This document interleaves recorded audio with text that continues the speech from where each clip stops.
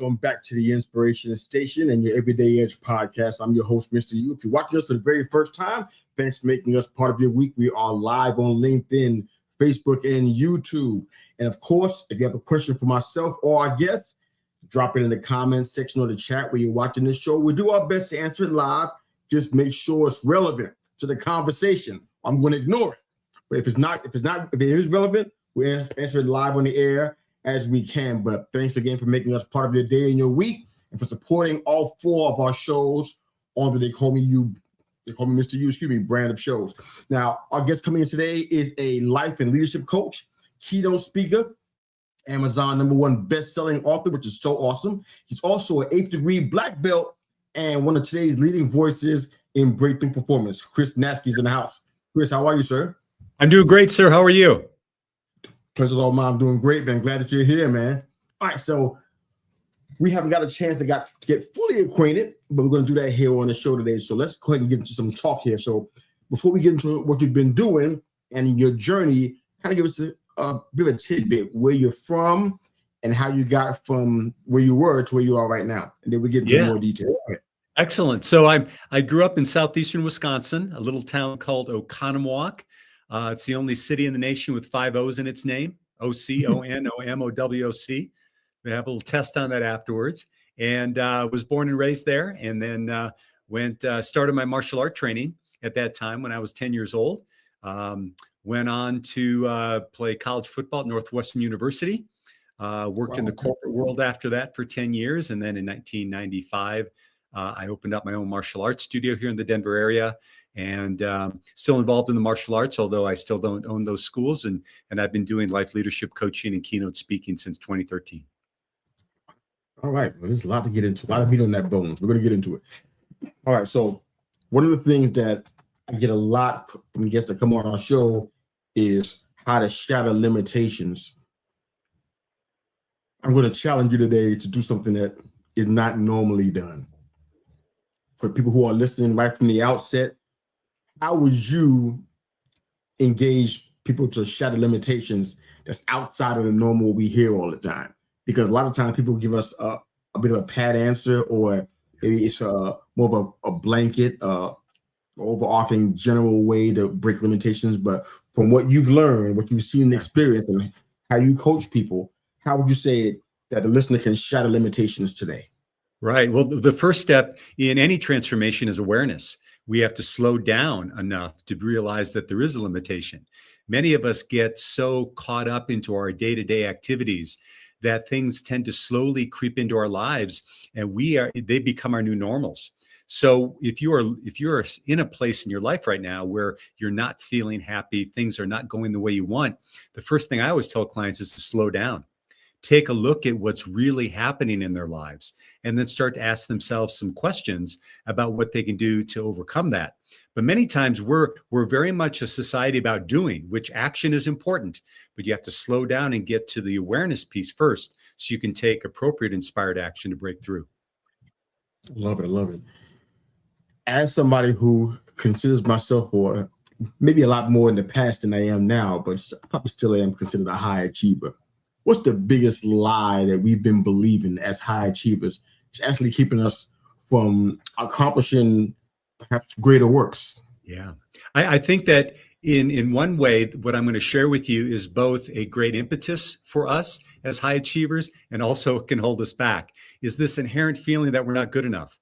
So I think early in our lives, what we do is we tend to achieve highly because we have this feeling inside of us that we feel we're not good enough. And so we have to perform in order to receive love and accolades and things like that. But then later on, that strategy begins to stop working, right? And so if we want to take to the next level of breakthrough, the next level of expansion in our lives, we have to own ourselves, the good pieces and the bad pieces, right? And really embrace our full personality, if you will. So that's our next level of breakthrough. When we have that in tow, when we're able to fully accept ourselves, now the breakthroughs can take ourselves to a place that we've never been before. I love it. I want to get into, this could be my only martial arts question, okay, or part two of it anyways. But one of the things I'm going to ask you about is, usually This is the general statement. This is not to anybody that I know, but as a general rule, it seems like people who go into martial arts, 'cause I know I went into Tai Chi for a little while, and it was the reason why. What would you say was the reason that you went into martial arts? Because a lot of times it's to overcome something. Sometimes it's to overcome bullying. Sometimes it's to have a personal sense. You know what? I'm in some level of control. Right. What was the reason that you went into martial arts? Yeah. Interestingly enough, I really wasn't, I mean, at times I was bullied as a kid, but I was a short, little, chubby, fat kid at 10 years old. And I was also always into superheroes and people that could overcome obstacles, can be the hero in a situation. And my personal journey in martial arts started in 1973. And during that time, ABC had a television show called Kung Fu. And now this is a time in the United States where martial arts was not that well known. In fact, there wasn't a martial arts school on every corner like there is today. And so when I saw this as a 10-year-old, I thought, oh my gosh, this is it. And after I went to my first class, I watched these guys with these amazingly powerful movements, and I literally felt like I came home. And interestingly enough, I was the only kid in the class.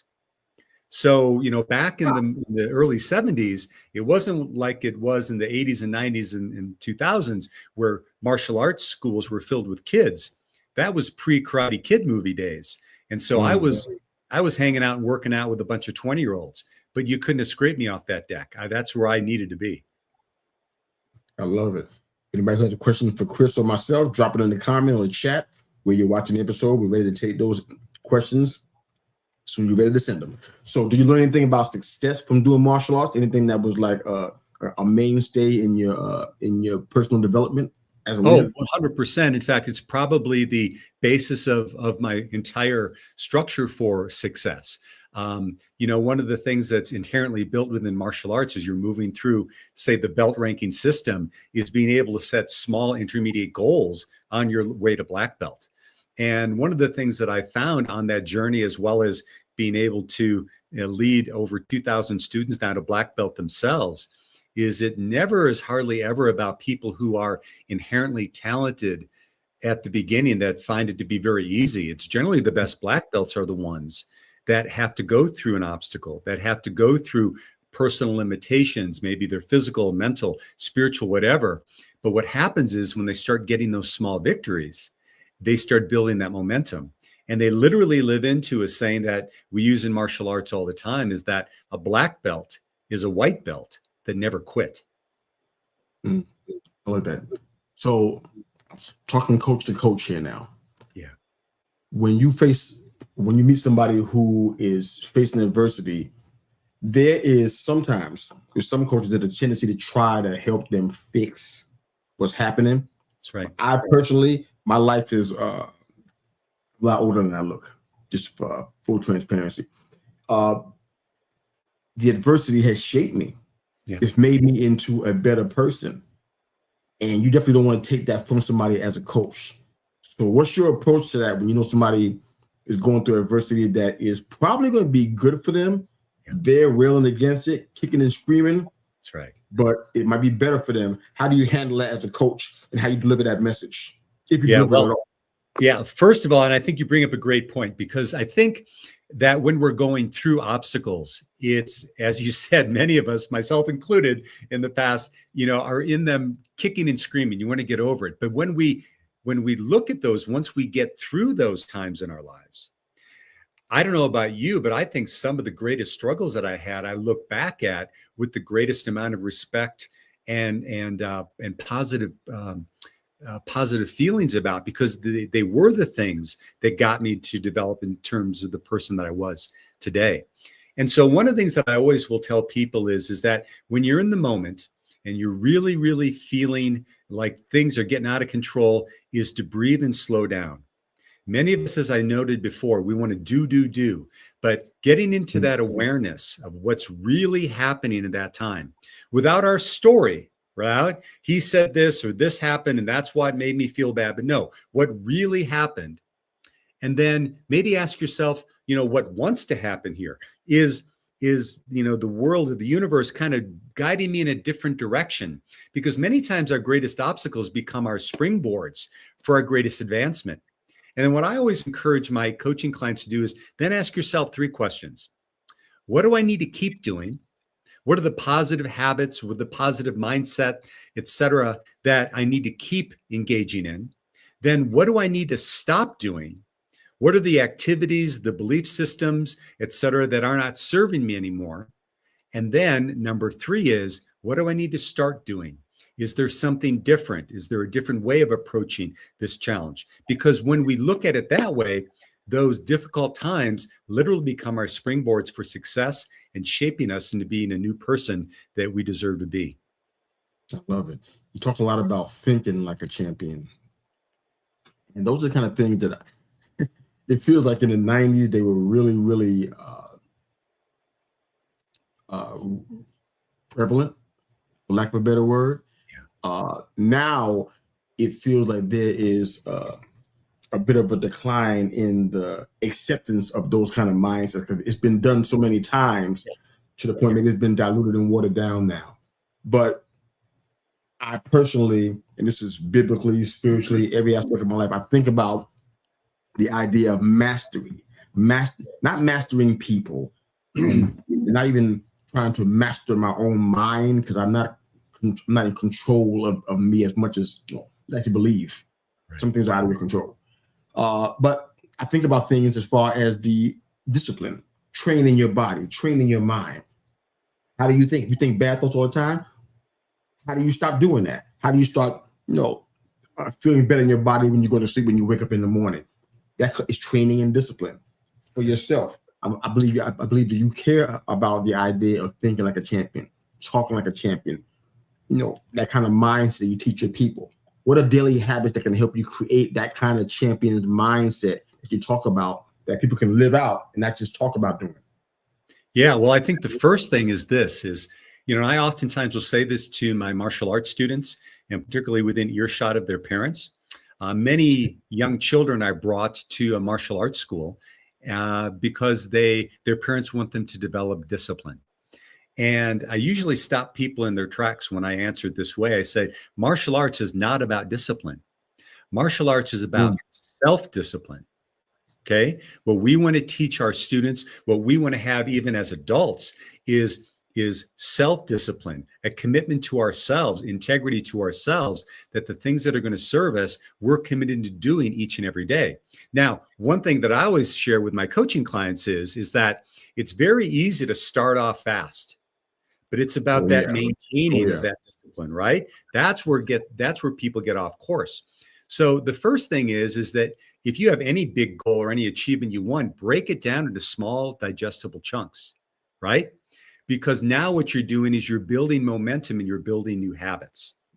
Because when you're doing that over a course in time, those small actions done consistently over time, they can lead to massive results. And then the second thing I would recommend to people is set yourself up for success.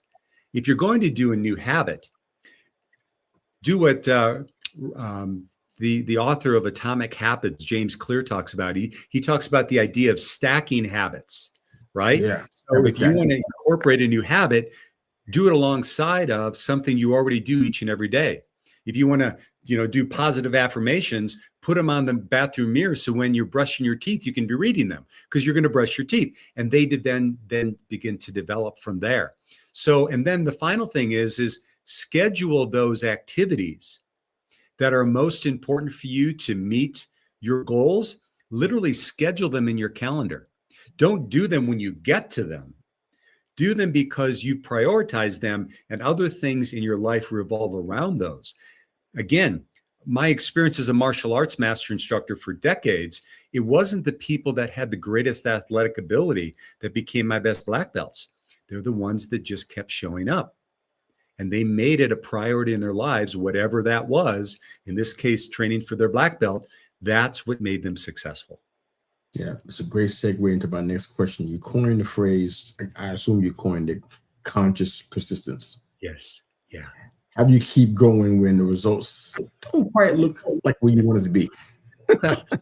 I coined that term because I realized also in my own life Most people don't fail because they're persistent. Most people don't succeed because they're not persistent. They fail because they're persistent about things that don't serve them, right? Because they're unconscious to the activities that they do each and every day. And I'll oftentimes say this to coaching clients or when I do my speaking is, hey, when was the last time you left work or you left someplace and something else was on your mind and you 20, 30 minutes later, you drove up the driveway and you had no idea how you got from point A to point B. Whatever was happening, you were consistent with it, but you had no awareness to it. So what I always tell people is to slow down and break it down and be really present to whatever is happening, whether it's quote unquote positive or negative. And then again, as I said before, set up the structure so that you can consistently pursue that. You know, I use this example in my keynote speech. I'll say, okay, everybody make a fist. But when you make a fist, I want you to bring your thumb and underneath your fingers, right? So, you know, my thumb is like this. Now, what would happen if I punch something like that? Well, of course, I'd break my thumb. Well, what would happen if I practiced that 1,000 times? What would I get good at? Breaking my thumb, right? But most people don't slow down enough to see that the activities that they're embarking upon they're familiar, but they're not effective. So that's why I coined the term conscious persistence is slow down, get clear about what is going to benefit you, and then be persistent about that.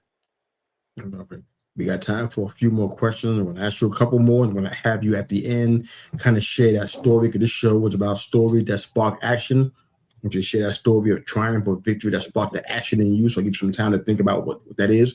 But you mentioned something about 5 power questions, which I find very intriguing. 5 power questions I guess we can ask ourselves to help us break through, I guess, challenging times and seasons and moments in our life. Do you remember what those 5 power questions are? Full disclosure, I think I already shared them, but I'll be happy to share them again. It's when you're in that challenge is slow down and ask yourself what's really happening here. Not with the story that this person insulted you or your boss laid down that, that project at 5 o'clock on a Friday and expected it done on Monday morning and you're all upset about it. Slow down and just say what's really happening here. That person said this without the story of how hurt you were by it. Number 2 is what's really happening or what wants to happen here. So the idea is that sometimes, it's a fine line sometimes between persistence and bullheadedness, right? And sometimes all the signs are for us to gently move in another direction and we don't take those signs. So what wants to happen here? When challenges there, is it maybe encouraging you to look at some other options? And then those 3 questions: what do I need to keep doing? What are the things, the activities, the mindset, et cetera, that have been serving me? What do I need to stop doing? Is there something that I'm doing on a regular basis that just isn't serving, but I do it because I've always done it that way before? And then finally, what do I need to start doing? Is there a different activity, a different mindset, a different thought pattern that I need to install that's going to serve me and help me move forward? Love it. So I'd be remiss if I didn't ask you about the 3 C's of breakthrough. Yeah. You may have mentioned something, but just for clarity's sake, I want to make sure we cover that. But kind of before you get into those, kind of share why you felt like, this is something you want to put out there. Me personally, being on this side of things, business circles, interviewing a lot of guests, I've seen so many formulas. Yeah. The 10 ways to have a healthy marriage, the 3 keys on how to be successful in business, et cetera. It goes on and on and on. And so sometimes, admittedly, just me being honest, if I don't hear something that hits me, I'm like, this is going to be something I've heard 1,000 times over and over again. Yeah. So when it comes to the 3 C's of breakthrough, it definitely means something to you. Yes. Kind of share why they mean what they mean to you and how they came about. Exactly.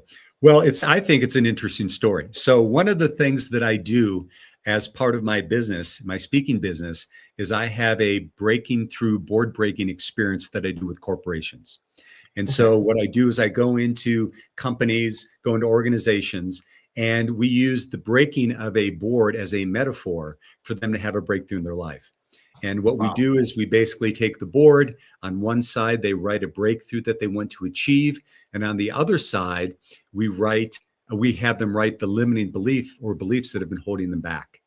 And then I systematically take them through the mechanics of breaking that board. And those boards are the same boards I have my black belts break. So this is it's not an easy process for them to go through. And what's amazing with that process is the transformation I'll sometimes see right in front of my eyes. Because it works as such a powerful metaphor for their breakthrough. And so anyway, the reason that I developed these 3 C's and the reason that they became basically the foundation of my book Breaking Through is, as I was doing these board breaking experiences, there were times that companies or organizations would bring me back on an annual basis. And I would invariably see people who had taken the board breaking experience before.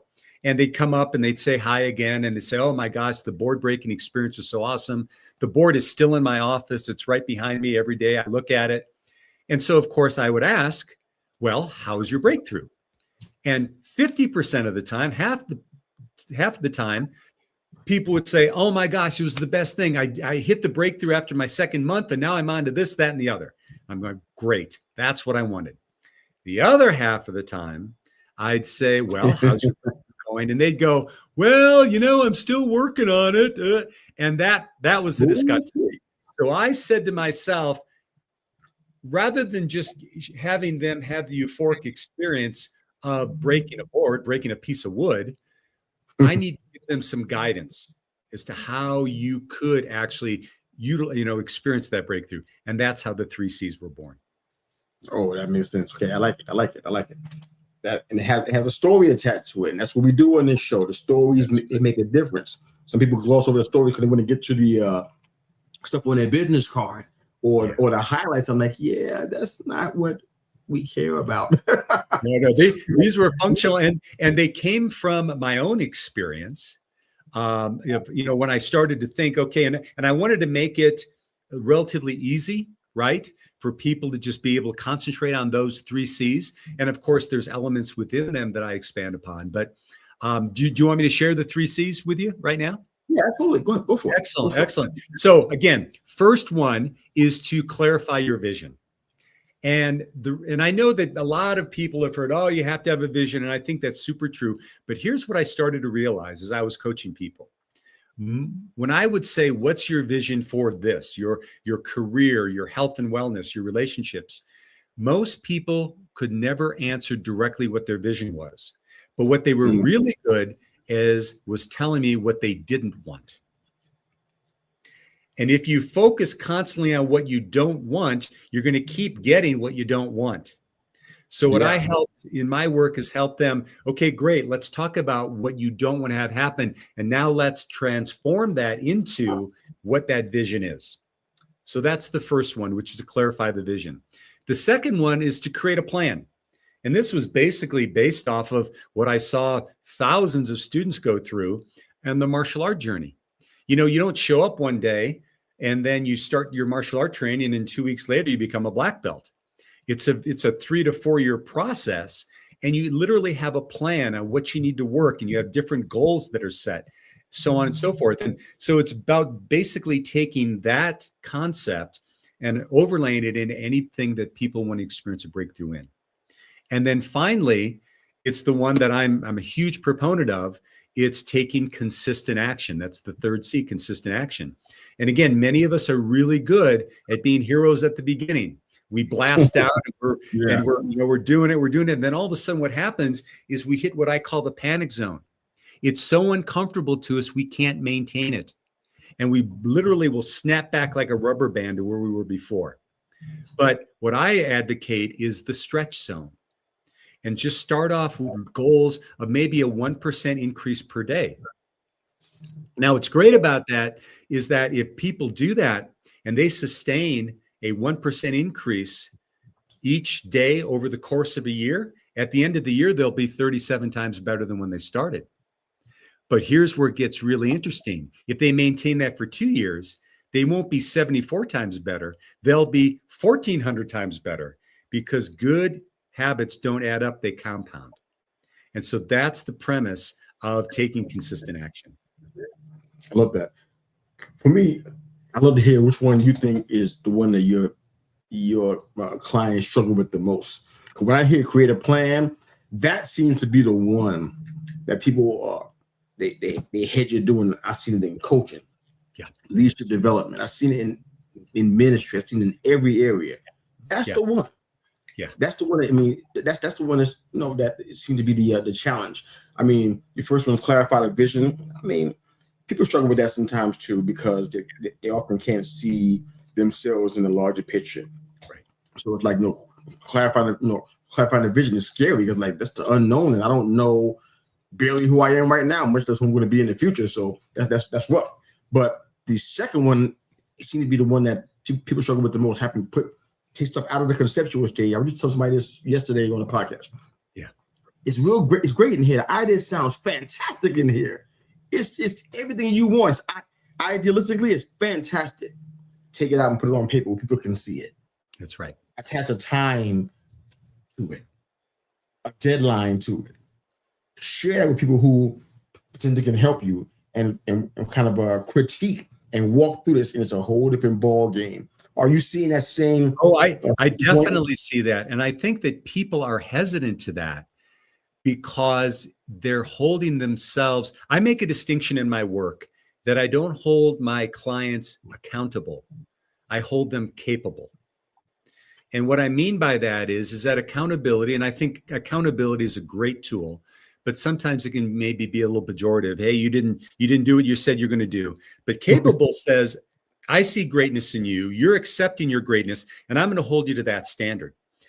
And I think that sometimes people hesitate at creating that plan because they are afraid in advance that they're not going to meet it, and that they're going to fail, and that they're going to repeat the pattern that they've done in the past of starting something and then not finishing it.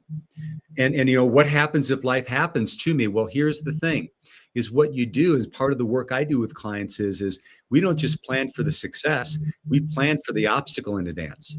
How are you going to respond when that obstacle that's always happened before shows up? Let's have a plan for that so you can keep your momentum going. I love it. And just to close out our show, Chris, I would love for you to share a quick story of triumph and victory that you believe sparked action in you and brought you to a place where you have the kind of clarity and the mindset and vision that you have right now. Well, this is when I think about this story, and I share this story often, it became the foundation for basically the work that I'm still doing today. And it happened when I was 13 years old. So at 13 years old, I had started my martial art training at 10. And at 13 years old, a man came into my life that would change my life forever. In fact, he's still my instructor to this day. His name is Grandmaster J.K. Lee. Now, Grandmaster Lee had recently moved from South Korea. Very little money in his pocket, could hardly speak English, but he had this burning desire to transform lives through martial arts. And one of the first times that I was in his class, he walked onto the mat and he started surveying all the students. And pretty soon he was looking at me, and I was seated in the corner of the room with my legs spread wide. I was stretching out for the training that morning. Well, before I could move a muscle, he came over and he sat down in front of me, and he put his right foot on the inside of one leg, his left foot on the inside of the other. He grabbed the ends of my belt and he split me out to 180 degrees. And I joke, I learned two distinct life lessons that morning. Number one is anyone can do the splits once. But the second thing is, and this was still stays with me today, this is 50 years ago. He looked at me in the eyes and he said to me in his broken English, I will make you a champion. I will make you a champion. Now, at 13 years old, I thought about medals and trophies and Olympics, and I eventually had success in the ring. But the more that I've moved away from that experience and seen how it's impacted my life, I realized that when he did that, he wasn't just saying, I'll make you a champion in the ring. He was saying, I will make you a champion in life. These tenets that I'm teaching you, you can use them in all aspects of your life. And the other thing about this is that my head as a 13-year-old heard, I will make you a champion in the ring. But what my heart heard was, I believe in you. Mm. I believe in you. And so I tell that story, and I'm getting chills, and I tell this all the time, and I still get chills when I tell it, because it was so profound for me, not only in my own development to get me on a course, because I grew up in a household with an alcoholic dad that wasn't the best male role model. But now I had this man that was like a superhero to me that believed in me. But it's also tremendously impacted how I approach my students, my clients, the people that I have the opportunity to speak in front of taking those opportunities to be that for them as well.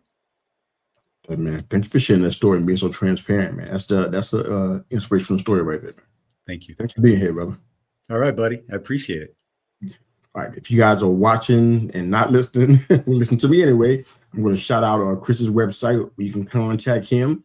I believe he has a free resource for you guys as well, but it's www.chrisnatzke.com. Natzke is spelled Natzke, Natzke, chrisnatzke.com. If you get value from today's episode in this discourse, he has put together a free resource called Top 10 Big Ideas to Create Breakthroughs in Your Life. He's offering that to you guys for free for watching and listening. So definitely want to jump on that. I know you guys like free, so there you go. It's a free resource. www.chrisnatzke.com. My brother, thanks again for being here and for sharing your story. That was very inspirational. Thank you for doing this. Thanks, my friend. Life and leadership coach, keynote speaker, Amazon #1 best-selling author, and one of today's leading voices in breakthrough performance, Chris Natzke. If you're watching us today for the very first time, thanks for making us part of your week. Chris is going to follow me on all the socials that he uses, so that way if you have a question for us or for him, Chris can answer his own question because I can't be Chris. I'll do my best to facilitate where I can, but I want Chris to answer his own question because he has the knowledge and expertise that I don't. So hopefully he'll follow us on social media so you can kind of keep up with the episode and how it's progressing and the feedback. But thanks for watching us. We're live on LinkedIn, YouTube, and Facebook as we speak. We get on audio platforms ASAP. But thanks again for making us part of your week. That's Chris Natzke. I'm Mr. U. Have a great day. Thanks for watching The Inspiration Station, where stories spark action. Stay inspired.